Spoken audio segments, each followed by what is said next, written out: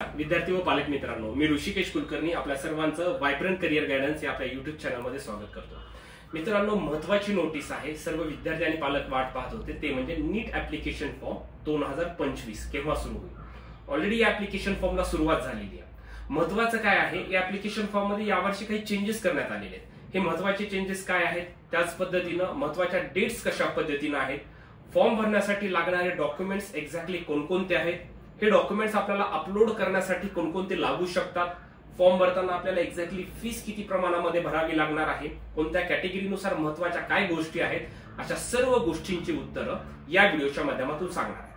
त्याच पद्धतीनं फॉर्म हा किती पेजेस मध्ये कोणत्या कॅटेगरीमध्ये डिवाइड करण्यात आलेला आहे ते देखील आपण पाहणार आहे. म्हणजे लाईव्ह सर्व आपण स्टेप बाय स्टेप या व्हिडिओच्या माध्यमातून माहिती सांगणार आहे.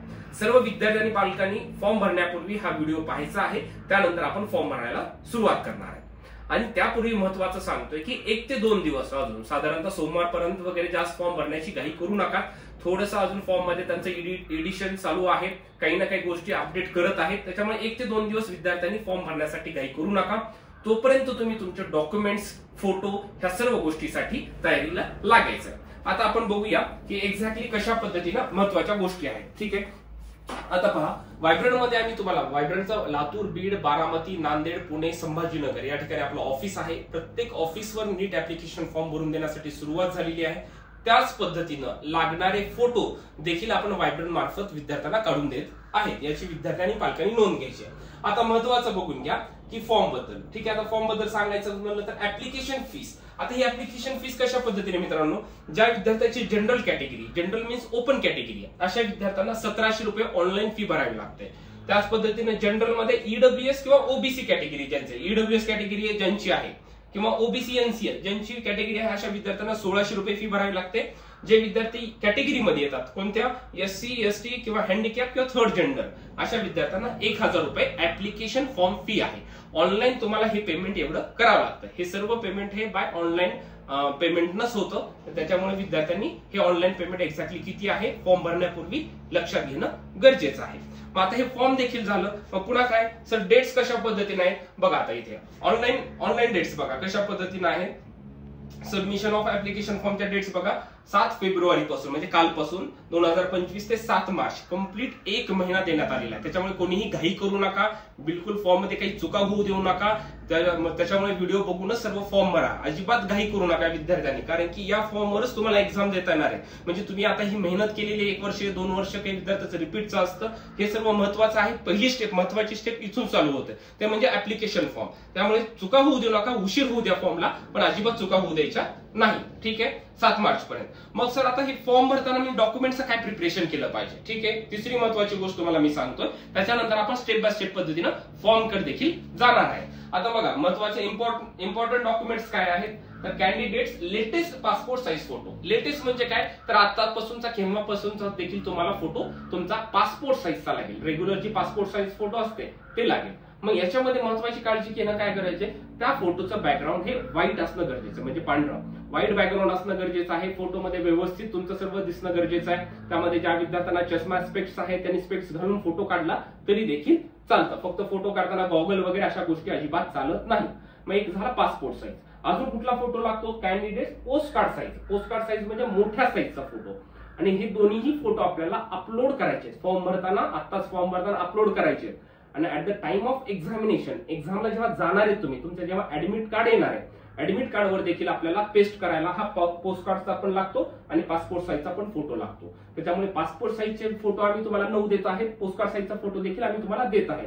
त्यामुळे व्हायब्रंट मध्ये तुम्हाला फोटो देखील काढून भेटतील, तुम्हाला फॉर्म देखील भरून भेटेल. इन हाऊस सर्व फॉर्म भरण्यापासून ते तुमच्या ऍडमिशन पर्यंत पूर्ण काउन्सिलिंग प्रोसेस आम्ही स्वतः करून देतो. त्यानंतर महत्वाचं काय, कॅन्डिडेटची सिग्नेचर तुम्हाला फॉर्म भरायला जेव्हा तुम्ही येणार आहे तेव्हा तुमचा आम्ही तिथे सिग्नेचर तुम्ही घेतो आम्ही तुमची आणि अपलोड करतो. त्याच्यानंतर काय, left and right hand fingers and thumb impressions, पूर्ण बोटांचे 10 बोटांचे, डाव्या आणि उजव्या 10 बोटांचे तुमचे बोटांचे पण आणि थंब इम्प्रेशन असं तुम्हाला त्याचं एक प्रिंट घ्यायची आहे. आणि प्रिंट देखील ते तुम्हाला फॉर्म भरताना अपलोड करावे लागते. त्यानंतर पुढे महत्वाचं काय सांगितलेलं आहे, 10th पासिंग सर्टिफिकेट, ज्याला आपण म्हणतो सनद, 10वीची पासिंग सर्टिफिकेट कंपल्सरी लागणार आहे, ते तुमच्याकडे असणं गरजेचं आहे. काही विद्यार्थ्यांकडे जर त्याची हार्ड कॉपी नसेल तर मोबाईलमध्ये त्याची सॉफ्ट कॉपी आहे ओरिजिनलची, ते तुमच्याकडे असणं गरजेचंच आहे. ठीक आहे, 10th पासिंग सर्टिफिकेट. त्याच्यानंतर काय 10th मार्कशीट म्हणजे स्कोर कार्ड, 10वीचा स्कोर कार्ड, सनद पण लागेल, स्कोर कार्ड पण लागेल. ठीक आहे, पुन्हा काय म्हणजे 12th मार्कशीट किंवा 12th hall ticket if applicable. जर आता तुमचं मार्कशीट म्हणजे रिपीटर्स विद्यार्थ्याकडे मार्कशीट असतेच आहे. ठीक आहे, फ्रेशर विद्यार्थ्याकडे काय असणार आहे, आता त्यांचं एक्झाम झालेलं हॉल तिकीट असणार आहे. ह्या पण गोष्टी लागतील. त्यानंतर काय महत्वाचं, आधार कार्ड. आधार कार्ड हे ऑलरेडी एक 20-25 दिवसापूर्वी एक नोटीस आलेली होती, अपडेट करून घ्या, काही चुका असतील तर ते दुरुस्त करून घ्या. ते अपडेट केलेलं आधार कार्ड हे देखील विद्यार्थ्याकडे असणं गरजेचं आहे. पुन्हा काय सांगितले, 2 valid mobile number and 2 valid email address. हे सर्वात जास्त महत्वाचे आहे. आता जो मोबाईल नंबर देणार आहे तुम्ही तुमचा सुरू असणं गरजेचं आहे. ऍडमिट कार्ड काढते वेळेस देखील तिथं लागू शकतो तुम्हाला. त्यामुळे चालू असलेला मोबाईल नंबर द्या, बंद असलेला मोबाईल नंबर अजिबात देऊ नका. विद्यार्थ्यांनी आपला मोबाईल नंबर स्वतःचा द्या. इमर्जन्सी मध्ये तुम्ही पालकांचा नंबर दिला तरी चालेल. ईमेल आयडी नसेल तर ईमेल आयडी आम्ही काढून देऊ तुमची, पण ती ईमेल आयडी लक्षात ठेवा. ह्या सर्व गोष्टी लागतात, कारण की 2 वे व्हेरिफिकेशन होतं. ईमेल आयडीचं पण ओटीपी जात असतो, मोबाईलचा पण ओटीपी जात असतो. त्याच्यामुळे ह्या सर्व गोष्टी व्हॅलिडच विद्यार्थ्यांना देणं गरजेचं आहे. पुन्हा काय म्हणलंय, पीडब्ल्यूडी सर्टिफिकेट म्हणजे पर्सन विथ डिसॅबिलिटी कोण असेल तर त्यांना, म्हणजे ज्यांनी हँडिकॅप प्रवर्गामध्ये जे विद्यार्थी येतात त्यांनी फॉर्म भरताना आवर्जून सांगायचंय, कारण की खूप कमी विद्यार्थी असतात असे. त्याच्यामुळे गडबडीत कोण फॉर्म भरताना जर केलं, नो केलं तर ते चालणार नाही. जे विद्यार्थी हँडिकॅप या प्रवर्गामध्ये येतात, अपंग या प्रवर्गामध्ये येतात, अशा विद्यार्थ्यांनी आवर्जून फॉर्म भरता सुरू जसा करणार त्यावेळेस सांगायचं की सर माझ्या अशा अपंग या क्षेत्रामध्ये मी येतो. तर त्या फॉर्म भरणाऱ्याला सुद्धा लक्षात राहतं, मग तिथं येस करायचं आणि त्यावेळेस हे सर्टिफिकेट देखील विद्यार्थ्याकडे असणं गरजेचं आहे.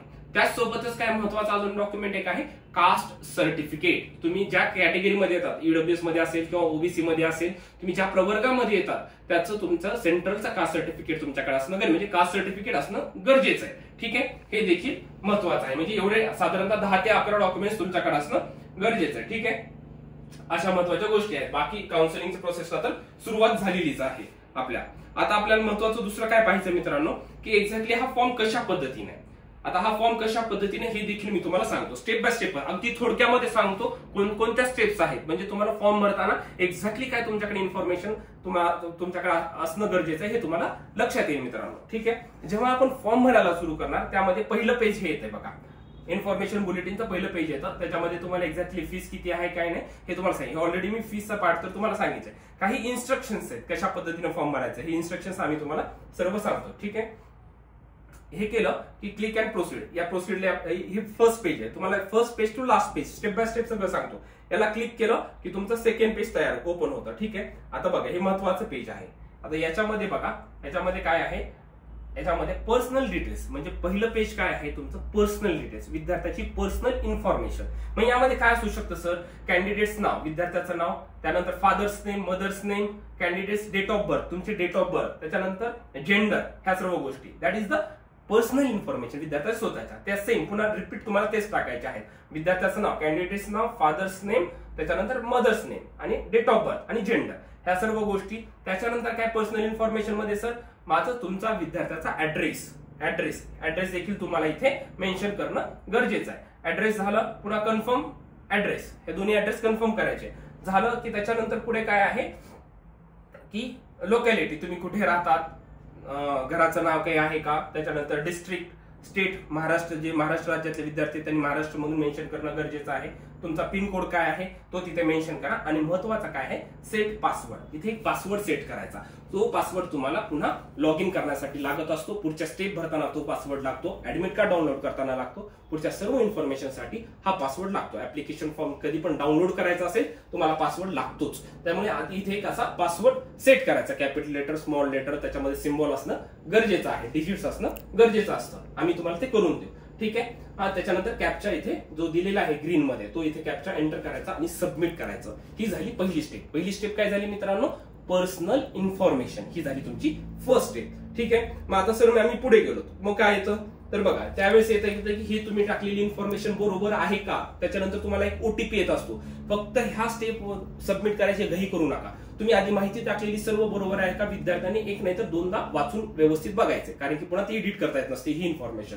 मग एकदा ते झालं की तुम्हाला काय येतं, पुढचा तुमचा फॉर्म येतो की कशा पद्धतीने तुम्ही फॉर्म भरलेला आहे. ठीक आहे.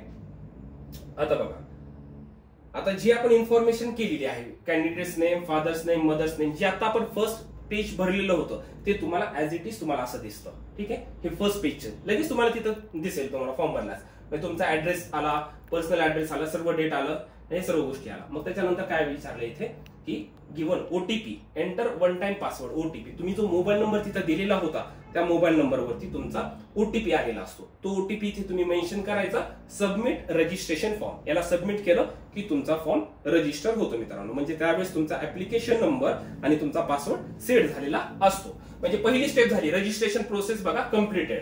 मोबाईल नंबर आता टाकला, त्याचं व्हेरिफिकेशन देखील झालं कम्प्लिटेड. म्हणजे ह्या दोन गोष्टी ग्रीन फील्ड मध्ये, ज्या गोष्टी तुमच्या ग्रीन फील्ड मध्ये आल्या त्या गोष्टी त्या विद्यार्थ्याच्या कम्प्लीट झाल्यात असं समजायचं. ज्या गोष्टी रेड मध्ये आहेत त्या गोष्टी सर्व विद्यार्थ्याच्या पेंडिंग आहेत. पेंडिंग कुठलीही गोष्ट राहू नये, त्याच्याशिवाय तुमचा फॉर्म कम्प्लीट होत नाही. असं कुठेच करू नका. फी दिली झालं माझं कम्प्लीट करून जा तुम्ही विद्यार्थी, असं बिलकुल करू नका. खूप जास्त महत्वाचं आहे, फॉर्म कम्प्लीट झाल्याशिवाय तिथून जायचं नाही. ठीक आहे. ह्या बाकीच्या गोष्टी काय पेंडिंग आहेत त्या सर्व आता कम्प्लीट एक बाय स्टेप पद्धतीने करायच्या. बघा आता महत्वाचं काय थोडक्यामध्ये की आता रजिस्ट्रेशन झालेलं आहे, आपलं पर्सनल डिटेल्स झाले, पुन्हा काय आयडेंटिटी डिटेल्स आहे, पुन्हा काय आहे अपार आयडी आहे का विचारतात. त्याच्यानंतर सेंटरचे डिटेल्स, एक्झाम सेंटर डिटेल्स टाकायचे. पुन्हा क्वालिफिकेशन 10वीचे डिटेल्स, 12वीचे डिटेल्स आले याच्यामध्ये. पुन्हा ऍडिशनल डिटेल्स म्हणजे तुम्हाला जुळे भाऊ बहीण आहेत का अशा ऍडिशनल माहिती याच्यामध्ये असते. पुन्हा इमर्जन्सी कॉन्टॅक्ट दुसरा नंबर, आता एक पहिला तर नंबर टाकला आपण, आता इमर्जन्सी मध्ये तुम्ही एखादा पॅरेंट्सचा नंबर तुमचा देऊ शकतो. पुन्हा अपलोड डॉक्युमेंट्स अपलोड करायचे आणि फायनल सबमिट. अशा पद्धतीने हा फॉर्म साधारणतः 10 स्टेप मध्ये डिवाइड केलेला आहे. आता एक बाय एक आपण बघितले ना, पर्सनल डिटेल्स बघितलं, त्याच्यानंतर काय असतं सर तर बघा त्याच्यानंतर पुढचं आहे तुमचे details, that is registration identity details. आता याच्यामध्ये आयडेंटिटी डिटेल्स वगैरे येणार बघा. याच्यामध्ये तुम्हाला विचारलं जातं कॅटेगरी, सर्व तुमच्या कॅटेगरी कोणकोणती आहे काय नाही, तुम्हाला डायबिटीज आहे का हे सर्व विचारलं जातं. येस नो हे करा. डायबिटीज वगैरे फार महत्वाची गोष्ट नाहीये, येस नो करायच्या सर्व गोष्टी. ठीक आहे. त्याच्यानंतर पुढे काय असणार आहे, हे कॅप्चा टाकायचा. कॅप्चा तुम्ही एंटर केलं की पुढचं पेज येणार. मग पुढच्या पेजवर काय आहे तुमच्या चूज आयडेंटिटी. बघा या पेजला आलो आपण आयडेंटिटीच्या. आयडेंटिटी मध्ये काय काय विचारले सर, आयडेंटिटी मध्ये बघा त्या विद्यार्थ्याला आधार कार्ड आहे का, डिजिलॉकर आहे का, पासपोर्ट आहे का, पॅन कार्ड आहे का, driving licence, ration card, voter ID किंवा एनी अदर. सगळ्यात सोपं आहे आधार. आधारला पहिल्या नंबरला क्लिक करा. सर्वांकडे आधार कार्ड आहे, वोटर आयडी, पुन्हा ration card, pan card. Almost बऱ्याचशा विद्यार्थ्यांकडे नाहीये. काही या डॉक्युमेंट्स मध्ये प्रॉब्लेम असेल तर आपण दुसऱ्या डॉक्युमेंटचा विचार करूया. परंतु 99% सर्व विद्यार्थ्यांनी आधार कार्ड हीच आयडेंटिटी द्यायची आहे. मग आधार कार्डला सिलेक्ट करायचं. ठीक आहे. मग ज्या तुम्ही सिलेक्ट करणार त्याचं तुम्हाला इथे आधार कार्डचा नंबर वगैरे, तर त्यांनी पॅन कार्ड सिलेक्ट केलं तर पॅन कार्डचा नंबर टाकायचा, आधार कार्ड सिलेक्ट केलं तर आधारचा नंबर वगैरे टाकायचा आणि हे सबमिट करायचं. म्हणजे तुमचा आयडेंटिटी देखील त्यांनी घेतली. ठीक आहे. पुन्हा एक विचारता अपार आयडी. बघा एक एक स्टेप पद्धतीने चालू आपण. रजिस्ट्रेशन कॉन्टॅक्ट झालं, पर्सनल डिटेल झालं, आता आयडेंटिटी आपण पाहिली. आता काय विचारले अपार आयडी. पुन्हा काय आहे एक्झाम सेंटर वगैरे विचारणार आहे. आता अपार आयडी मध्ये बघा, अपार आयडी मी सांगितलं होतं याच्यापूर्वी एक व्हिडिओ बनवला होता की कंपल्सरी नाहीये. अपार आयडी तुमच्याकडे येस असेल येस करा, नो असेल नो करून टाकायचं. ठीक आहे. जास्त विद्यार्थ्यांनी विचार करण्याची गोष्ट नाहीये. बघा आता अपार आयडी पण झालं. अपार आयडी झाल्यानंतर काय register exam and exam centre details. आता कुठली एक्झाम ते नीट. ठीक आहे. पुन्हा क्वेश्चन पेपर मीडियम बघा इथे क्वेश्चन पेपर मीडियम आहे, इंग्लिश सिलेक्ट करा. समजा तुम्ही दुसरी लँग्वेज काही केली, सपोज हिंदी केली तर हिंदी प्लस इंग्लिश असा पेपर येतो. येणारा पेपर हा डबल पेजेस होतो. म्हणजे तुम्हाला तो क्वेश्चन हिंदीमध्ये पण दिसणार, इंग्लिशमध्ये पण दिसणार. पेपरची लेंथ, क्वेश्चन पेपरची लेंथ हे वाढते, जास्त पेजेस वाढतात. त्याच्यामुळे विद्यार्थ्यांना थोडंसं कन्फ्युजन होण्याची शक्यता असू शकते. तुम्ही 2 वर्ष पूर्ण इंग्लिश मीडियम मध्येच पेपरचा वगैरे अभ्यास केलेला आहे, त्याच्यामुळे जास्त कॉम्प्लिकेटेड करू नका. सर्वांनी जास्त करून क्वेश्चन पेपर मीडियम हे इंग्लिशच ठेवणं गरजेचं आहे. आणि फॉर्म भरताना ही चेक करा 2 वेळेस की तेच झाले का. पुन्हा काय आहे तर त्याच्यासोबतच काय एक्झाम सिटी सेंटर. तुम्हाला कुठले कुठले, यावेळेस 3 सिटी सेंटर निवडायचे आहेत. गेल्या वर्षी मात्र 2च होते, तर यावेळेस 3. तुम्ही कुठले पण तुम्हाला जे पाहिजे ते सेंटर टाका.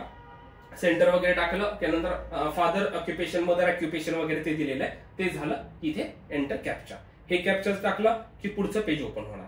ठीक आहे. बघा आता असं करत करत आपण पुढच्या पेजला आलो. दॅट इज आता कुठला 6 नंबरची स्टेप रजिस्टर क्वालिफिकेशन डिटेल्स. आता क्वालिफिकेशन मध्ये काय काय असणार आहे, यावेळेस 11वीच क्वालिफिकेशन त्यांनी स्किप केलेलं आहे. दरवर्षी 11वीचे डिटेल्स पण टाकावे लागत होते. आता फक्त 10वी आणि डायरेक्ट 12वीचे डिटेल्स टाकायचे. मग 10वीचं पण आहे, पास झालायत का तुम्ही, मग त्याच्यानंतर पासिंग इयर काय आहे, कुठून पास झाला, त्याचं प्लेस ऑफ स्कूल काय आहे, कॉलेजचं नाव काय आहे, शाळे म्हणजे 10वीच्या शाळेचं नाव, बोर्ड कोणतं होतं, सीबीएसई बोर्ड होतं, आयसीएसई बोर्ड होतं, स्टेट बोर्ड होतं, जे काही बोर्ड असेल ते तुम्ही इथं टाकणं गरजेचं आहे. ते स्कूल बोर्ड ते तुम्ही सर्व टाकणं इथे महत्वाचं आहे. ठीक आहे. कॉलेजचं पिन वगैरे डिटेल्स, पिन कोड वगैरे ज्या तुमच्या गावातून जिल्ह्यातून झाले तिथलं डिटेल्स टाकायचं.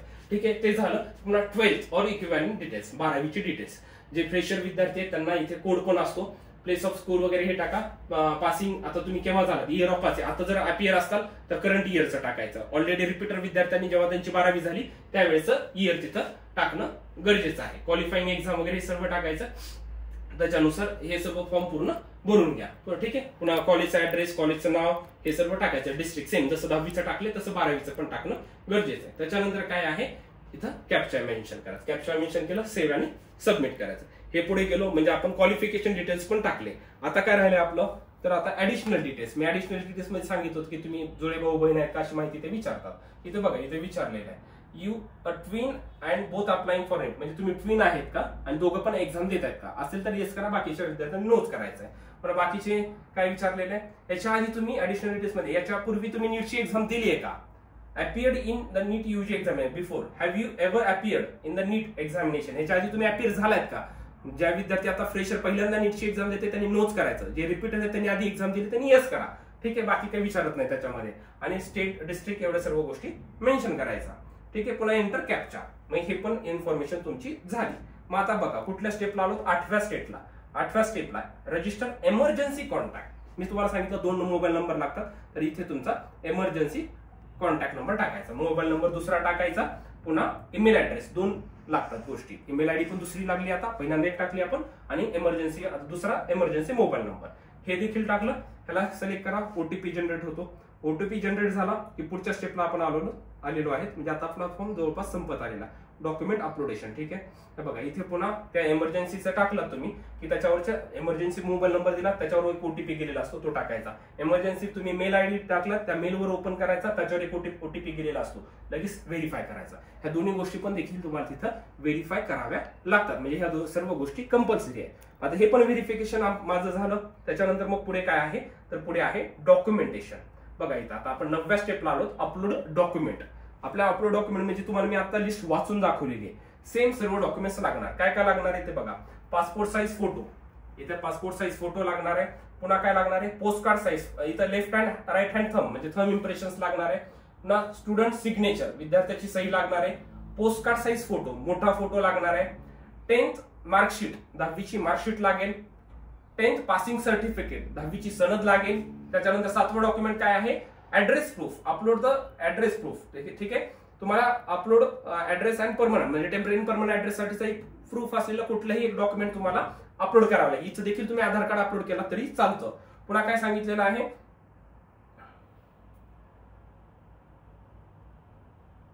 पुन्हा आयडेंटिटी प्रूफ. आयडेंटिटी प्रूफ तुमचं जे काही असेल, तुमचं आयडेंटिटी प्रूफ तिथं म्हणजे आधार कार्ड आयडेंटिटी चालत असते. आधार कार्ड असेल, पॅन कार्ड असेल, तुमच्याकडे जे काय असेल आयडेंटिटी ते देखील तुम्हाला अपलोड करावं लागतं.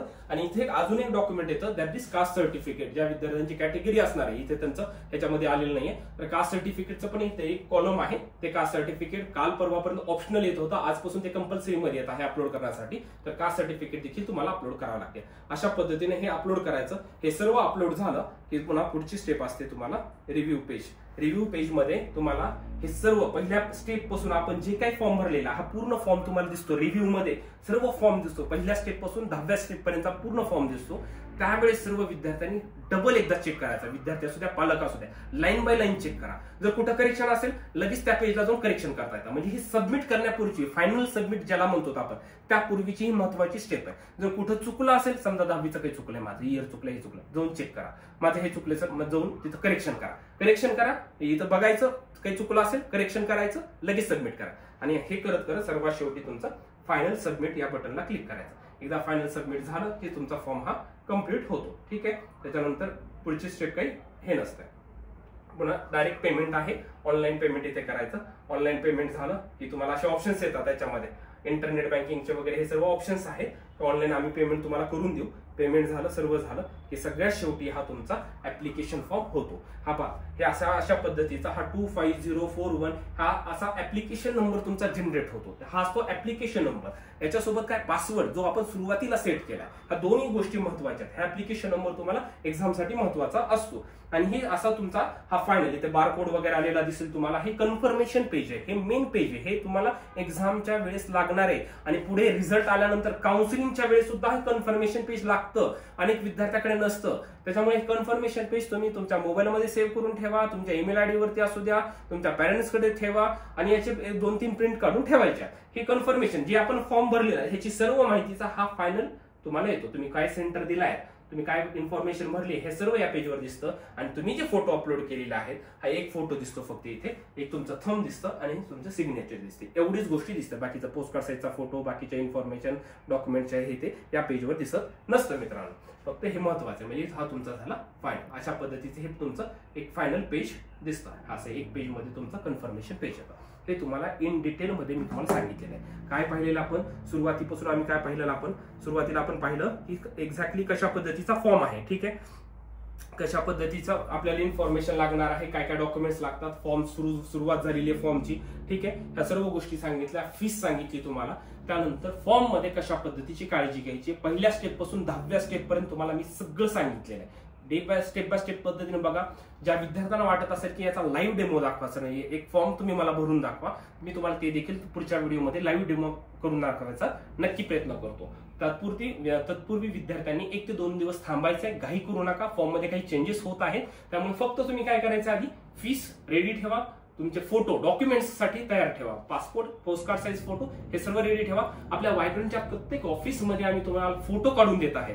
ठीक आहे, फोटो काढून देत आहे. तुम्ही कुठेच इकडे तिकडे न जाता व्हायब्रंटच्या ऑफिसला कॉन्टॅक्ट करा, या तुम्ही इन हाऊस तुमचं सर्व होईल, फोटो काढणं होईल, तुमच्या बाकीच्या सर्व डॉक्युमेंट्स आम्ही तयार करून देऊ तुम्हाला. लगेच तुमचा फॉर्म देखील भरून दिला जाईल आणि तुम्हाला पुढे काउन्सिलिंगसाठी देखील आम्ही मदत करणार आहे. महत्वाचं काय, फॉर्म भरण्यापासून ते काउन्सिलिंग पर्यंत पूर्ण process he in house vibrant मध्ये होतं. आपलं तुम्हाला फॉर्म भरताना कुठे अडचण येत असेल, व्हायब्रंटच्या लातूर, बीड, बारामती, नांदेड, पुणे, संभाजीनगरला तुम्ही कॉन्टॅक्ट करा. ऍड्रेस वगैरे सर्व गोष्टी आहेत, मेन्शन केलेल्या आहेत व्हिडिओच्या डिस्क्रिप्शन लिंक मध्ये देखील. मी ते तुम्हाला ऍड्रेस, सर्व कॉन्टॅक्ट नंबर देखील देतो. आणि अशाच पद्धतीने फॉर्म व्यवस्थित भरा. काही अडचणी आल्या मला केव्हाही कॉन्टॅक्ट करा. पूर्ण व्हायब्रंट टीम तुम्हाला सर्व गोष्टीचे उत्तर देण्यासाठी मित्रांनो तत्पर आहे. Thank you so much.